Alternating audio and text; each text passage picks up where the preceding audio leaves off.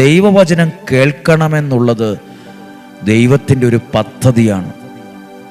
വിശ്വാസം കേൾവിയിൽ നിന്നാണ്. ദൈവത്തോടുള്ള ബന്ധം ഈ കേൾവിയിൽ നിന്ന്, ഈ വചനത്തിൽ നിന്ന് നമുക്ക് വർദ്ധിക്കും. നമ്മളിൽ അത് വർദ്ധിക്കും. വചനം കേൾക്കുമ്പോൾ ഒരാളിൽ അനുഗ്രഹം വളരാൻ തുടങ്ങും.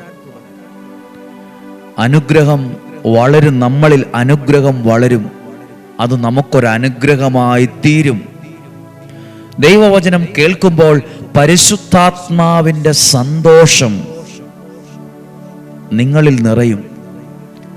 ദൈവവചനത്തിൻ്റെ ആനന്ദം നിങ്ങളെ സ്വാധീനിക്കും.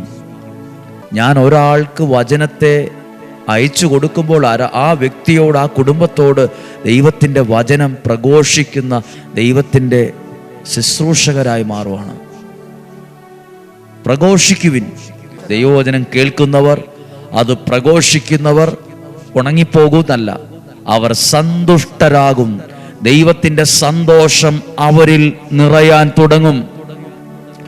ഇതെല്ലാം കാത്തിരുന്ന് അനുഭവിക്കേണ്ട ചില നന്മകളാണ്.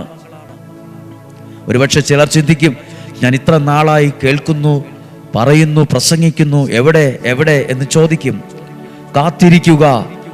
നിങ്ങളെ സന്തുഷ്ടരാക്കുന്ന ഒരു ദൈവാനുഗ്രഹം നിങ്ങളിൽ വരും. ദുഃഖം ഉണ്ടായിരുന്നു, പ്രശ്നം ഉണ്ടായിരുന്നു, പ്രതിസന്ധി ഉണ്ടായിരുന്നു. പക്ഷെ വചനം കേൾക്കാനും അത് സാധ്യമായ പോലെ പ്രഘോഷിക്കാനും തുടങ്ങിയപ്പോൾ ദൈവം അവരുടെ ദുഃഖത്തെ അകറ്റാൻ തുടങ്ങി. അവരുടെ പ്രശ്നങ്ങളെ മാറ്റാൻ തുടങ്ങി.